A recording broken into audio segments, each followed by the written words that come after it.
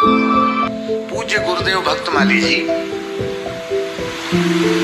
श्री रामानंद पुस्तकालय में विराजते थे। गुरुजी भी कई बार वहां पधारे सुदामा कुटी में। हमारा आसन उनके चरणों में रहता था और वहीं से भक्तमाल कोई लेने वाले आते थे तो वहीं से उनको ग्रंथ भी मिलता था। कोई पुस्तक लेने आया तो भी उसको, कोई विद्यार्थी पढ़ने आया तो वही महाराज पढ़ा देते थे। वही आसन ही था उनका और रास्ता भी आने जाने का बना रहता था। उधर से जाना है, पीछे वाले कमरों में जाना है तो वहीं होके रास्ता ही था। तो वहां झाड़ू महाराज जी अपने हाथ से लगाते थे। हम लोगों को नहीं लगाने देते कि नहीं, तुम सब सामान इधर उधर कर दोगे, हमें परेशानी हो जाएगी, हम खुद लगाएंगे झाड़ू। खुद झाड़ू लगाते। तो झाड़ू लगाते गुरुजी तो पूरा टाट वाट उठा के वहां जो रज पड़ी रहती नीचे, उस रज को मस्तक से लगाते, छाती से लगाते, आंखों से देखी हुई बात बता रहे हैं। उसका एक कण अपने मुख में डालते। हमने ये देखा। हमने महाराज जी से कहा कि महाराज जी यह आप क्या करते हैं? अरे बोले, तुम्हें पता नहीं है कितने ब्राह्मण यहाँ पढ़ने आते हैं, कितने संत यहाँ आते हैं। तो उनकी चरण रज यहाँ बिछी हुई है, ब्रजरज है, फिर चरण रज है।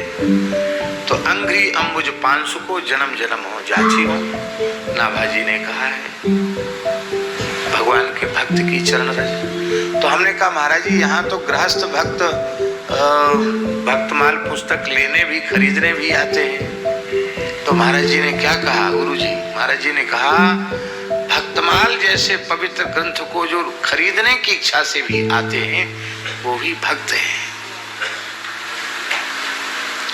तब समझ में आया कि हमको झाड़ू क्यों नहीं लगाने देते हैं, क्योंकि उनका जैसा भाव ये भक्तों की, संतों की, प्रेमियों की चरण रज है।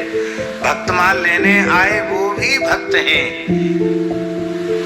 ऐसा दिव्य भाव वो सामान्य मनुष्य में संभव नहीं है।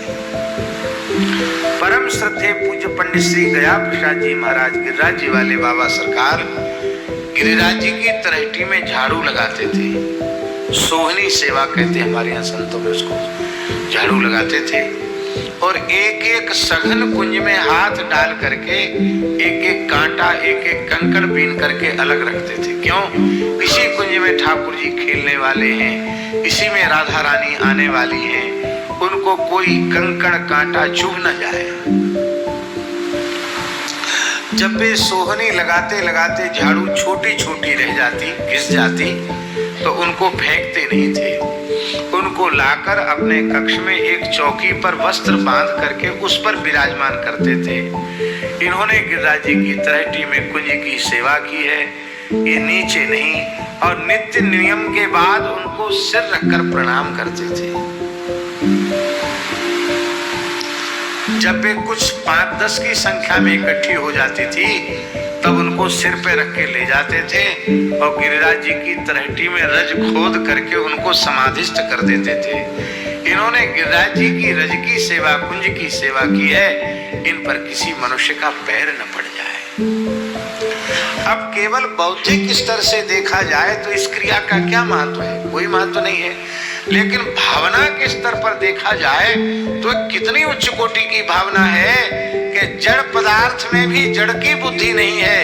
ये भगवत कुंज की सेवा करने वाली ये भगवान की पार्षद है। ऐसी दिव्य बुद्धि